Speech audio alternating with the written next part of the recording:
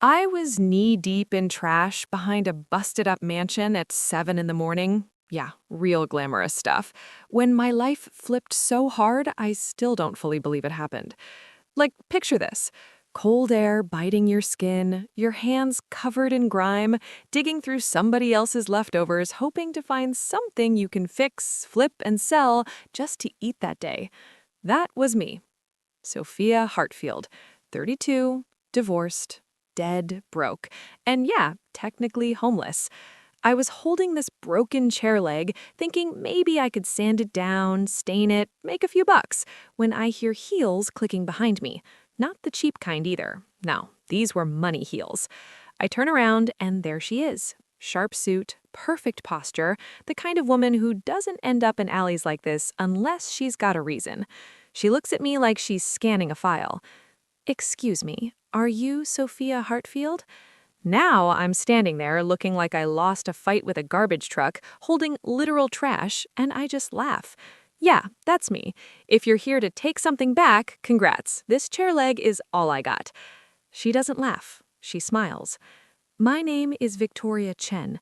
I'm an attorney representing the estate of Theodore Hartfield." And just like that, everything inside me froze.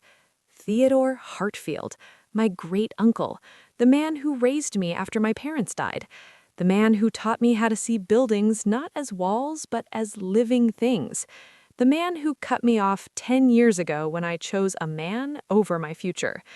She looks me dead in the eyes and says, "He passed away 6 weeks ago, and he left you everything."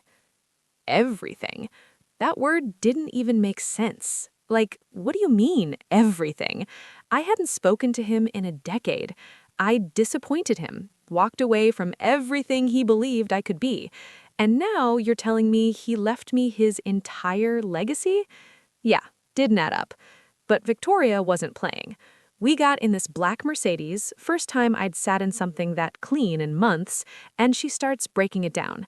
Manhattan property, investment portfolios, a freaking Ferrari collection, and the big one, Hartfield Architecture, a company worth tens of millions of dollars. I just sat there staring at the papers like, nah, this gotta be a joke. But then she hits me with the twist. "There's a condition." "Of course there is," I mutter. She nods. "There's a condition. You have to take over as CEO within 30 days and stay in that position for at least 1 year. If you fail or walk away, everything goes to charity." I actually laughed, like a real broken laugh. "Lady, I haven't worked a single day as an architect, not one. I got the degree, yeah, but I never used it. Why? Because I got married. And that decision? Yeah, that's where everything went wrong. 3 months before that moment in the alley, I had a house, a marriage, stability. From the outside, picture perfect. But behind closed doors, it was a slow kind of suffocation. My ex-husband, Richard, he had this way of making control sound like love. "I got you, babe. You don't need to work." Sounds sweet, right? No, it wasn't support. It was a leash.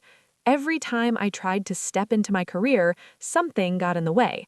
A trip, a distraction, a comment that made me doubt myself. "You're overthinking it. It's just a hobby. Why stress yourself out?" And little by little, I stopped trying.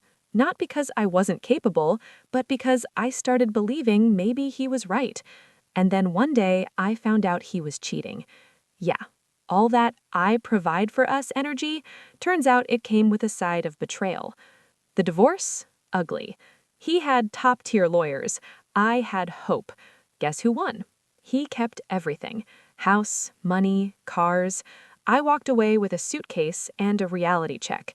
So yeah, fast forward to me in that alley digging through trash to survive.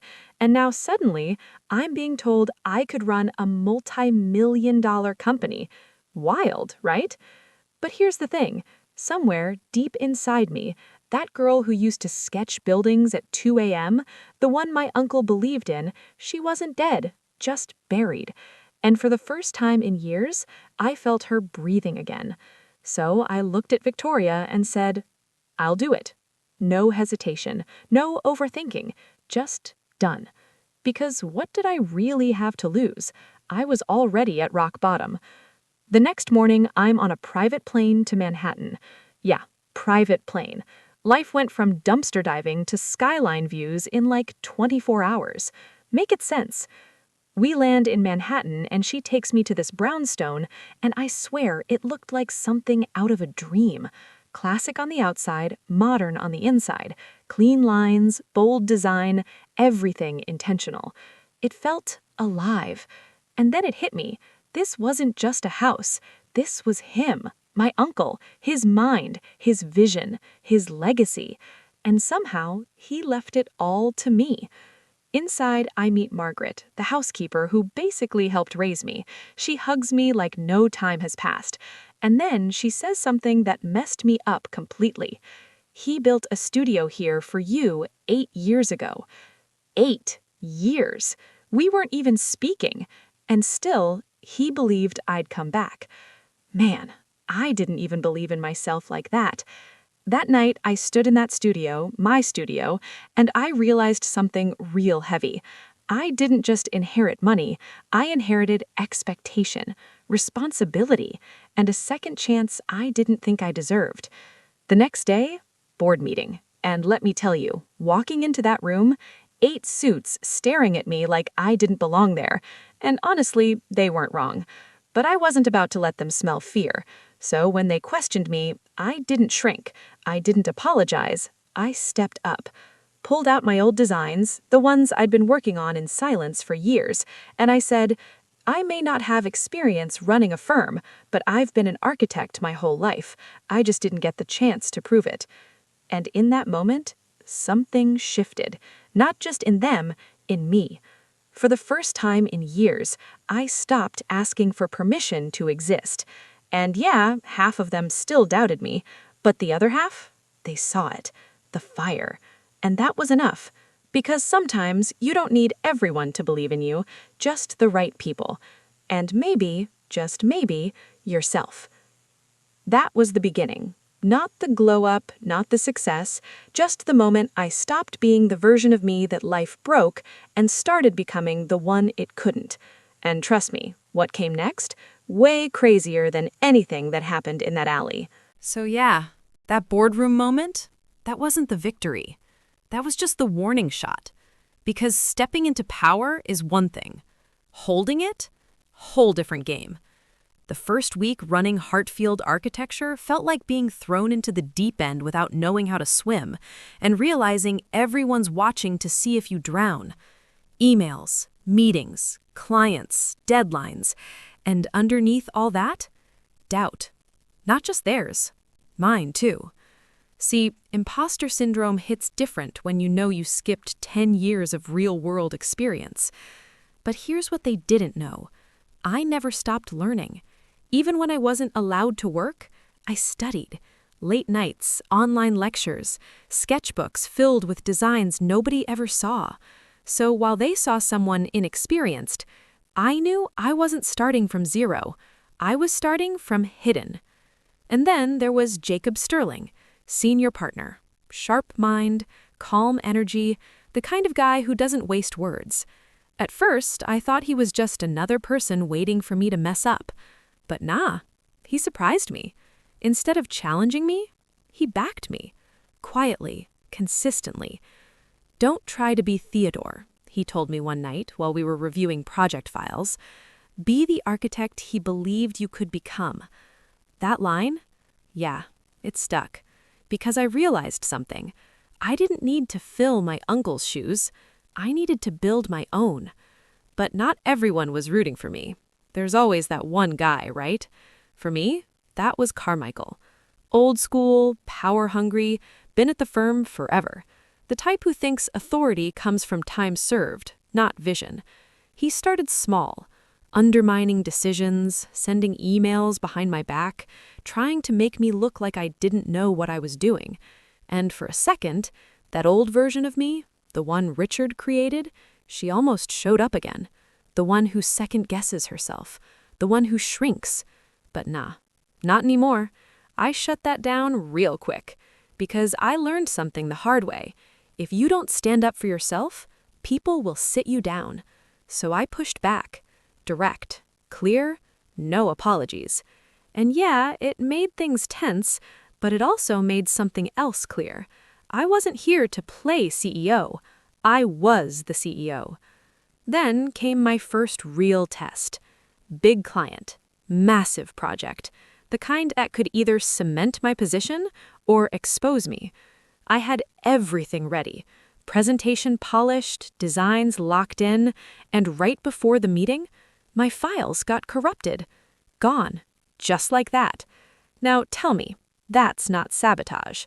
I didn't have proof in that moment, but I didn't need it, because I had two choices: panic or perform. So I walked into that room, no slides, no backup, just me. And I said, let's do this differently. I grabbed a marker and I started drawing. Right there. Live. Every idea, every concept, every detail flowing straight from my mind to the board. Explaining not just what I designed, but why. How the building would breathe, how it would adapt, how it would feel. And something crazy happened. They leaned in. They listened. Not because of fancy graphics, but because of passion, because of truth. By the time I finished, silence. Then the client stands up and says, "This is exactly what we want." Deal secured. Just like that. And in that moment, I knew nobody could take this from me. Not anymore. Later that day, I found out it was Carmichael. Of course it was. And instead of blowing up, I handled it like a leader. Gave him a choice: walk away quietly or get exposed publicly. He chose to leave. And just like that, the biggest threat in the room, gone. But life wasn't done testing me, because success, it makes noise. And noise, it attracts attention. That's when Richard came back. Yeah, of course he did. Funny how people remember your name when you start winning, right? He texted me like nothing happened. "Hey, saw your success. Maybe we should talk." I just stared at my phone like, the audacity. This man spent 10 years breaking me down, and now he wants a conversation? Nah. I didn't argue, didn't explain, didn't give him closure. I gave him silence. Blocked, deleted, done. Because sometimes the strongest response is no response. And let me tell you, that felt powerful. Not revenge, not anger, just peace. Meanwhile, something beautiful started happening. I created the Hartfield Fellowship, a program for young architects who didn't come from privilege, people like me, people who just needed a shot. And watching them, man, that healed something in me, because I saw my younger self in them, the same hunger, the same doubt, the same fire. And I made a promise: nobody under my leadership would ever feel small for dreaming big. That's when everything started to change. Not just the company, me. I wasn't just surviving anymore. I was building, creating, leading, living. And somewhere in the middle of all that, Jacob and I, we got closer. It wasn't rushed, it wasn't forced. It just happened. Late nights working, conversations that went deeper than business. The way he looked at me, like he saw all of me, not just the CEO, not just the comeback story, but me, the real me. And one night, he said it: "I'm in love with you." Now listen, that should have scared me. After everything I'd been through, trust wasn't easy. But this felt different. There was no pressure, no control, no expectations. Just honesty. So yeah, I took a risk. And this time, it didn't break me. It built me. We became a team, not just in work, in life. And just when things finally felt stable, boom, another twist. A rival firm offers to buy us out. Huge money, life-changing money. The kind that makes you stop and think. But I didn't need time, because deep down, I already knew the answer. No. Simple, clear, final. Because this wasn't just a company anymore. It was a legacy. His, mine, ours. And some things you don't sell. That decision? Yeah, it proved something bigger than profit. It proved who I had become. Not the girl in the dumpster, not the woman who got controlled, but someone who could walk away from millions and still feel rich. And then, the moment I didn't see coming, Jacob proposed. Right there, in the studio my uncle built for me, before I even knew I'd come back. And I said yes, not because I needed someone, but because I chose someone. Big difference. And in that moment, everything made sense. The pain, the loss, the struggle, it wasn't wasted. It was building me, piece by piece, into someone stronger, smarter, unbreakable. And yeah, life still throws challenges. It always will. But now, I don't fear rock bottom anymore, because I've been there, and I know something most people don't. You can lose everything and still rebuild something better.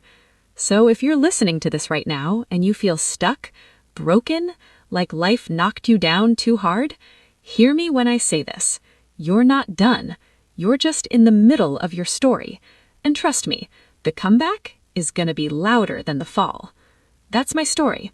Not about money, not about success, but about finding yourself again when you thought you were completely lost. And if there's one thing I learned, it's this. Nobody gets to decide your worth except you. So build your life like it matters, because it does. And when you rise, rise so strong they can't ignore you anymore.